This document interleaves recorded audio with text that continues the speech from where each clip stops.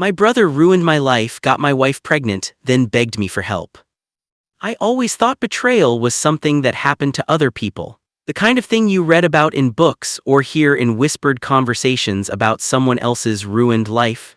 Never did I imagine that it would happen to me, at least not like this. Not from my own brother. Not with my own wife. But life has a way of throwing punches you never see coming, and this was the knockout blow I never recovered from. It started as an ordinary day. I was at work, stuck in a never-ending loop of meetings and emails, completely unaware that my world was about to shatter. My wife, Rachel, had been acting off for weeks, but I had chalked it up to stress. We were trying for a baby after all. We had been for almost a year, and I knew how much the pressure was getting to her. It's just hormones, I told myself. She's overwhelmed, but we'll get through this. I was a fool. That evening, I came home to find Rachel sitting on the couch, her hands shaking as she clutched her phone.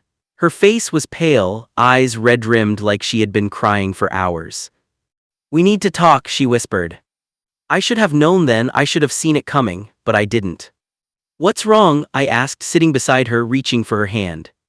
She flinched away. That was the first stab to the heart. She swallowed hard. "I made a mistake." I frowned. "What kind of mistake?" And then she said the words that shattered everything. "I'm pregnant and it's not yours." Silence, the kind of silence that crushes you under its weight. My breath caught in my throat, my entire body frozen in place. "What?" I barely recognized my own voice. Rachel's hands tightened into fists on her lap. I slept with someone else and now I'm pregnant." I shot to my feet, my heart slamming against my ribs. "Who?" I demanded, my voice shaking with a rage I could barely contain. "Who was it, Rachel?" She hesitated. And then with a single word she destroyed me. "Jake. My brother. My own brother." The room spun. I couldn't breathe. I felt like I had been punched in the gut over and over again. This had to be a mistake, a joke, some sick, twisted nightmare that I would wake up from any second now. But Rachel was looking at me with tear-filled eyes, and reality crashed down like an avalanche.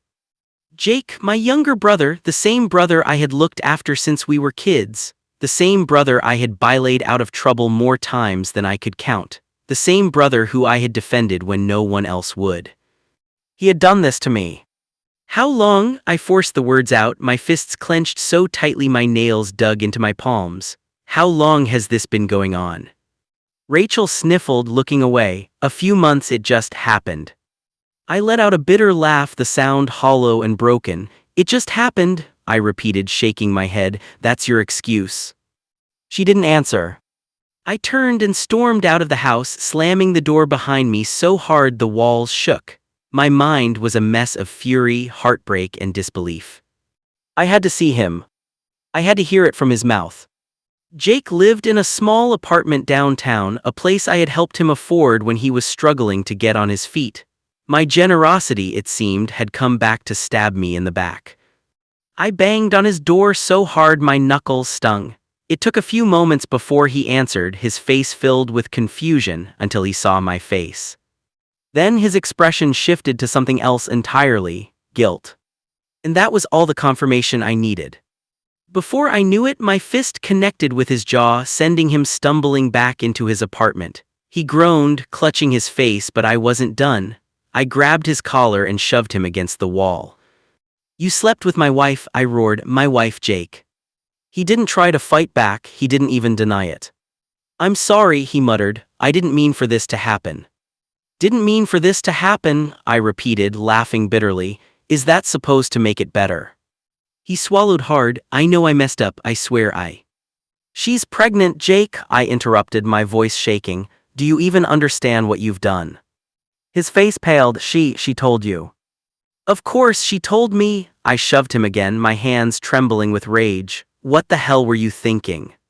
Jake exhaled shakily. I let out a breath, my head spinning. I couldn't look at him, I couldn't even be in the same room. I had lost everything in one night, my wife, my marriage, my trust in my own blood. I turned away, heading for the door. "You're dead to me," I said quietly. "Don't ever speak to me again." And then I walked out. I thought that was the end of it. But I was wrong. Because weeks later, after I had started trying to piece my life back together, Jake came back. And this time he was begging for my help. Weeks had passed since I had last seen Jake, since the night I threw the hardest punch of my life, since I walked away from everything I had ever known. In those weeks, I had tried to rebuild myself from the ground up. I found a new apartment. I drowned myself in work, anything to keep my mind from slipping back into the rage, the pain, the sheer betrayal that had taken everything from me. I told myself I was done with Jake, that I would never speak to him again, that he no longer existed in my world. But then he showed up at my doorstep. It was late, almost midnight, when I heard the knock. At first, I ignored it. No one had any reason to visit me, especially not at this hour. But the knocking came again, louder this time, more desperate. I hesitated before unlocking the door, and there he was. Jake. His face was bruised, his eyes hollow, his clothes disheveled like he hadn't slept in days. He looked nothing like the man I once called my brother. For a brief moment, I felt a flicker of concern. Then I remembered why I had shut him out in the first place. I started to slam the door in his face, but he shoved his foot forward, stopping it. "Please," he said, his voice barely above a whisper, "I need your help." I laughed, actually laughed. It was sharp, bitter, full of all the anger I had buried over the past few weeks. "You need my help?" He swallowed hard, nodding. "It's Rachel." Hearing her name sent a fresh wave of rage through me. "Get out." "Please," he begged. "She's in the hospital, it's bad, I don't know what to do." I clenched my jaw, my hand tightening around the doorframe. "Why should I care?" His lips trembled. "Because it's my fault, and I can't fix this on my own." I don't know why I agreed to go with him. Maybe it was curiosity. Maybe it was some deep, twisted part of me that still felt responsible for the people who had ripped my life apart. Or maybe I just wanted to see for myself how much worse things could get. The hospital was a cold, sterile place, buzzing with fluorescent lights that only made everything feel more lifeless. Jake led me down the hall, his steps hesitant, his hands shaking. And then I saw her. Rachel. She was lying in the hospital bed, her face pale, her body hooked up to machines. For a brief second, I almost forgot why I hated her. She looked fragile, weak, the complete opposite of the woman who had once torn my heart to shreds. Jake ran a hand through his disheveled hair. She collapsed earlier. The doctors say it was a complication with the pregnancy. I stared at him, my expression blank. "And what do you want from me?" He let out a shaky breath. "I can't do this alone." I laughed bitterly. "You should have thought about that before you ruined my life." Jake clenched his fists. "I know, and I regret it every second of every day, but right now Rachel needs help, and whether you want to admit it or not, I know you still care." I felt my jaw tighten. The worst part was he was right. No matter how much I tried to bury it, some twisted part of me still cared, not for them, not after what they had done, but for the life growing inside of her, a child who had done nothing wrong. "What do you expect me to do?" I asked, my voice low. "Just be here, please, if not for me, then for the baby." I closed my eyes, exhaling slowly. Every instinct told me to walk away, to leave him to deal with the mess he had made. But something in me wouldn't let me. So against all reason I stayed. And I knew deep down that this was just the beginning. I should have walked away. I should have left Jake to deal with his mistakes. But something in me, maybe years of conditioning, maybe just a lingering sense of duty, kept me there. I stood in that hospital room, staring at Rachel's pale face, wondering how the woman I once loved had ended up here, wondering how my life had spiraled into this mess. Wondering why, even now, my chest tightened with something that almost resembled concern. I didn't want to care, I didn't want to feel anything at all, but as I looked at the heart monitor beeping steadily beside her, I knew this wasn't just about her or Jake anymore. There was an innocent life in the middle of this wreckage, and despite everything, I couldn't bring myself to ignore that. The doctor came in a few minutes later, a tall man in his 50s with tired eyes and a clipboard tucked under his arm. He gave me a questioning glance before turning to Jake. "You're the father?" he asked. Jake nodded hesitantly, but the guilt in his eyes was obvious. The doctor didn't seem to notice, or maybe he just didn't care. "Rachel's condition has stabilized for now," he said, flipping through her chart. She suffered a severe case of preeclampsia which caused her to collapse. If she doesn't take care of herself, it could put both her and the baby at serious risk. I felt my stomach tighten. Preeclampsia. I had heard the term before, but never in a way that mattered to me. Now suddenly it did. Is she going to be okay? I asked before I could stop myself. The doctor turned to me, his expression neutral. As long as she follows strict rest orders and keeps her stress levels down, she should be fine, but she needs support. If she tries to do this on her own, the risks increase. He didn't need to say more. I already knew what was coming next. Jake turned to me the second the doctor left. I can't do this alone. I exhaled sharply, shaking my head. You don't get to say that to me, Jake, not after what you did. I know, he said quickly. I know I don't deserve your help. I know I don't deserve anything from you, but I don't have anyone else. Rachel doesn't have anyone else. And this baby, he swallowed hard, this baby deserves better than what I can give them alone. I clenched my fists, feeling the weight of his words press against my chest. I didn't owe him a damn thing. But that baby, that unborn child had done nothing wrong, and I hated that I was even considering stepping into this mess again. Why should I help you? I asked, my voice low. After everything. Jake looked down, shame written all over his face. Because I'm not asking for me, I'm asking for them. Rachel stirred in the bed then, her eyelids fluttering. Jake and I both turned to her as she slowly opened her eyes. She blinked up at us, confusion crossing her face, until she saw me standing there. Her lips parted slightly. You came. I didn't respond. Her eyes filled with something that looked like relief, but I wasn't sure if it was because she was happy to see me or because she had hoped I would be there to clean up this disaster. I wasn't going to be her savior, not again. But the baby was a different story. I sighed, running a hand through my hair. I'm not doing this for you, I said firmly, looking at both of them. I'll help make sure this baby is okay, but that's it, you're on your own after that. Jake nodded quickly, his relief palpable. That's all I'm asking. Rachel swallowed, looking like she wanted to say more, but I turned away before she could. I had given her enough of my time, my love, my life. Now, I was doing this for the one person who had no say in any of it. The baby. And that was the only thing keeping me from walking away for good.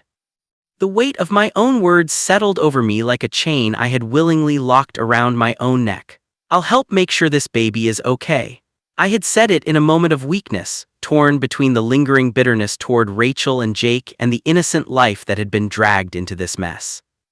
Now, standing in Rachel's hospital room the next morning, I was starting to regret it.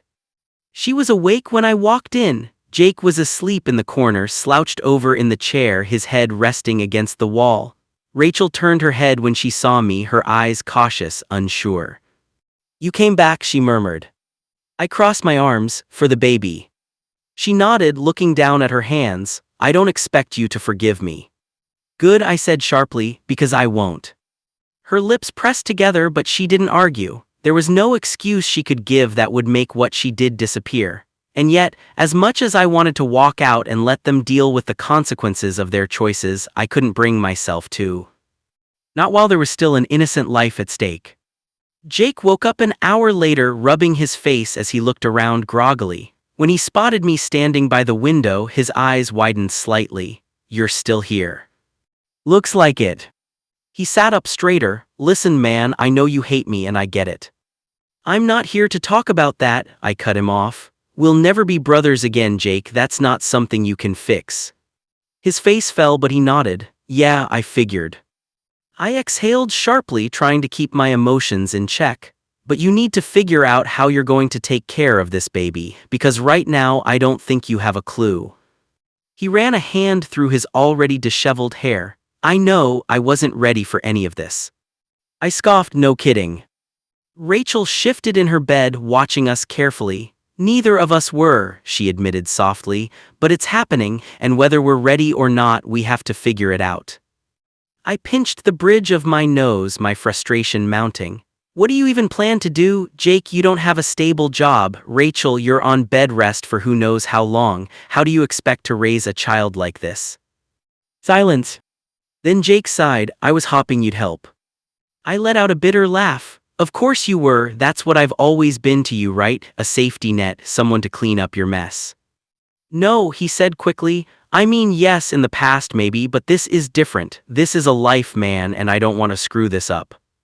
I studied him carefully, searching for signs of manipulation, of lies, but for the first time in a long time he looked scared. Maybe even serious. Rachel hesitated before speaking. I don't expect you to raise this baby, but I think they deserve to have you in their life, not for us, for them. Her words hit me harder than I wanted to admit. I had spent weeks trying to convince myself that I didn't care, that this wasn't my problem, that I could walk away and never look back. But that wasn't who I was. I took a deep breath, feeling the weight of my decision settle on my shoulders. I'll help, but there are conditions.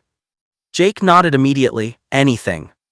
You get a real job, something stable, and you prove to me that you're not going to be the same screw-up you've always been. Done. I turned to Rachel. And you take care of yourself, you do exactly what the doctors tell you, no stress, no unnecessary risks. If you care about this baby, you'll do everything in your power to make sure they get here safely. Tears welled up in her eyes, but she nodded. I will. I rubbed a hand down my face, exhausted.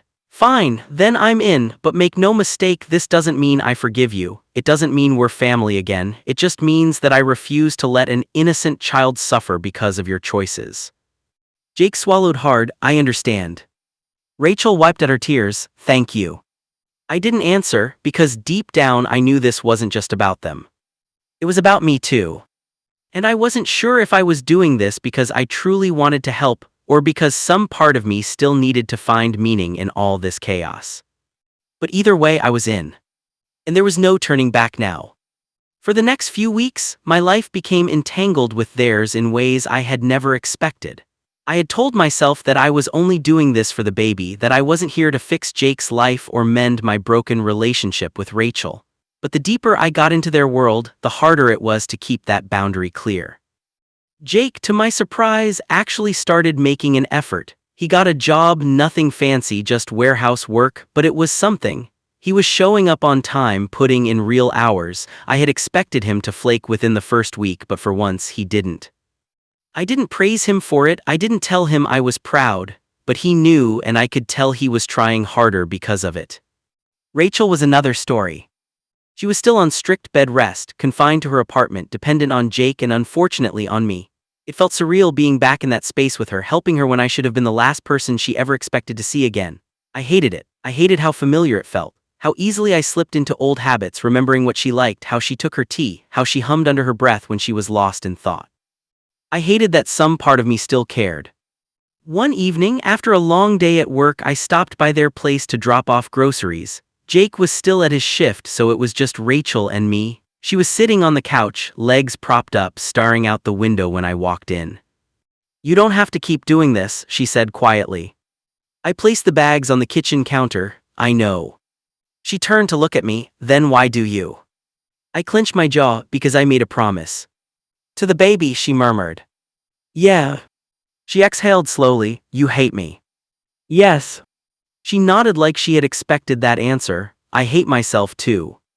I didn't respond. I didn't know what to say. Maybe she did hate herself. Maybe she regretted everything. But regret didn't erase what had happened. It didn't erase the nights I spent lying awake, trying to understand how the two people I trusted most could betray me so completely. I don't expect you to forgive me, she continued. I just don't want you to regret helping. I sighed, rubbing a hand down my face. I don't regret helping, I regret needing to help. Silence stretched between us, thick and heavy. Then, after a moment, she spoke again. Do you ever think about what things would be like if none of this had happened? I tensed. Don't. I just don't, I repeated, my voice harder this time. I'm here because of the baby, Rachel, not because I want to reminisce. Her shoulders slumped and she nodded, looking away. Right. I grabbed my keys. Jake should be home soon, make sure you eat. And then I left, feeling more exhausted than I had in a long time. Things went on like that for weeks.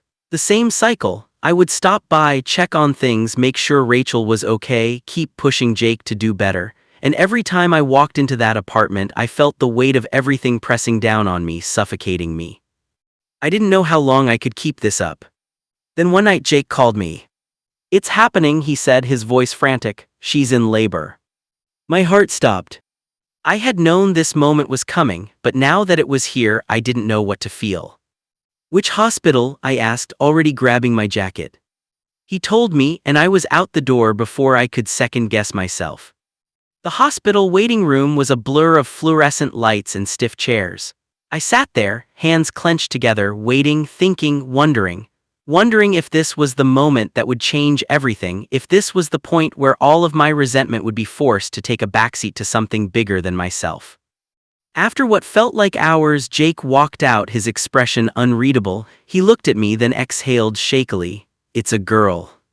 "A girl." I felt something in my chest tighten. Jake's voice was raw when he spoke again. "She's perfect, man." I didn't know what to say, so I just stood, following him down the hallway, my footsteps heavy, my emotions heavier. And when I stepped into that room and saw Rachel holding a tiny, fragile life in her arms, I knew. This wasn't just their mess anymore. This was my family now, whether I wanted it or not. And I had no idea what that meant for me. I stood outside the hospital room, staring through the small glass panel in the door. Inside, Rachel cradled the baby in her arms, her expression a mixture of exhaustion and something else, something I couldn't quite place. Jake stood beside her, his face unreadable, his hand resting protectively on the hospital bed. And me, I was still trying to figure out where I fit into all of this.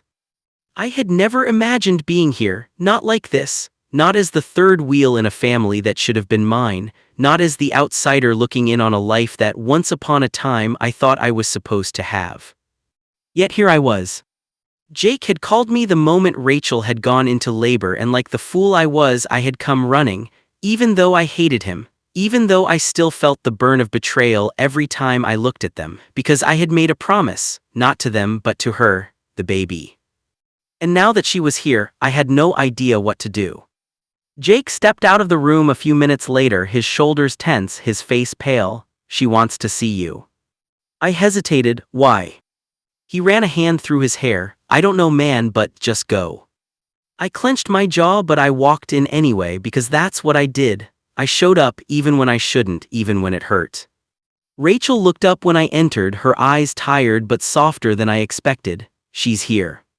"Yeah, I heard." She hesitated, then shifted the baby slightly. "Do you want to hold her?" I swallowed hard, my feet frozen to the floor. I hadn't prepared for this moment.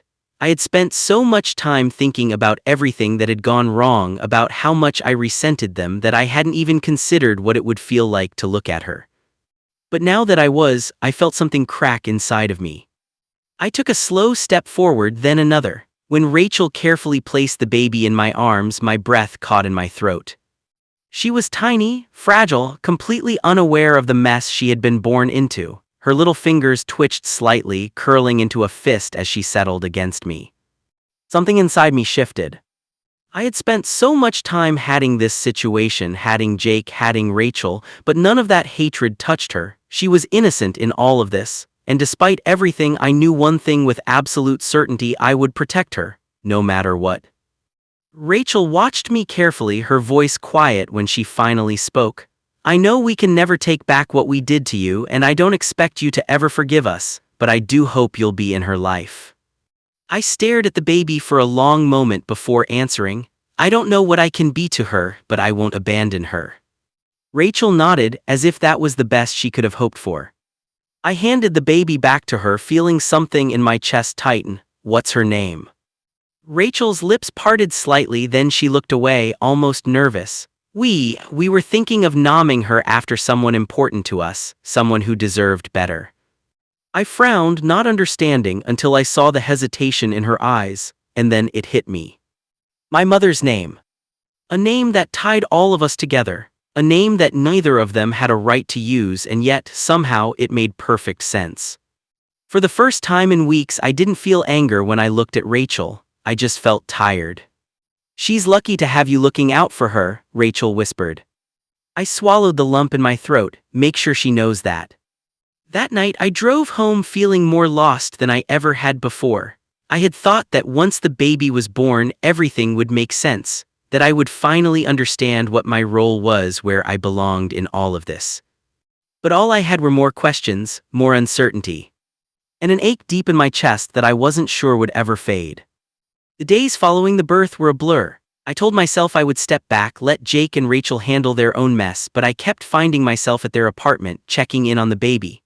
I told myself it was only for her, only because I couldn't bear the thought of her being caught up in their dysfunction, but deep down I knew the truth I was struggling to let go. I watched as Jake tried to be the father he swore he would be. I saw him fumble with bottles, panic over diaper changes, and lose sleep as the baby cried through the night. He was overwhelmed, just as I had expected. But to my surprise, he didn't run, he stayed, he tried. And for the first time in his life, he wasn't relying on me to fix things for him. Rachel, too, was different. She wasn't the same person I had fallen in love with, nor was she the person who had betrayed me. She was something in between, someone trying to rebuild from the rubble of her mistakes. And while I wasn't ready to forgive her, I could see that she was trying, not for me, not for Jake, but for their daughter. It would have been easy to stay in this limbo, caught between past wounds and present obligations, but I knew that if I wanted to move forward, I had to make a choice. So one evening, after spending hours watching Jake attempt to soothe the baby's cries, I finally said the words I had been avoiding. "I need to leave." Jake looked up from the rocking chair, exhaustion written across his face. "What do you mean?" I exhaled slowly. "I mean, I can't keep doing this. I can't keep being here pretending that everything's fine." He nodded slowly, like he had been expecting it. "I get it." Rachel sat up from the couch, watching me with quiet understanding. "Will we still see you?" I hesitated. "I don't know." And that was the truth. The next morning, I packed up my things. I wasn't just leaving their apartment, I was leaving town. I had spent too long drowning in this mess, too long putting my life on hold while dealing with someone else's mistakes. It was time for me to start over, to figure out who I was outside of all of this. Before I left, I made one final stop. Jake met me outside, his hands shoved into his pockets. "So this is it, huh?" I nodded, "Yeah." He swallowed hard. "I know I don't deserve to ask for anything, but if you ever want to be in her life, you'd be welcome." I stared at him, at the brother I had once trusted more than anyone. I saw the regret in his eyes, the weight of everything we had been through, and while it didn't erase the past, it made me realize something. I wasn't angry anymore. I had spent so much time hating him, resenting Rachel, carrying the weight of their betrayal. But standing there, on the verge of walking away, I felt something I hadn't felt in a long time. Relief. "Take care of her," I said, my voice softer than I expected. Jake nodded. "I will." I turned, walking toward my car, feeling lighter with every step. I didn't know what the future held, and for the first time, that didn't scare me. Because for the first time in years, I was finally free. And that was enough.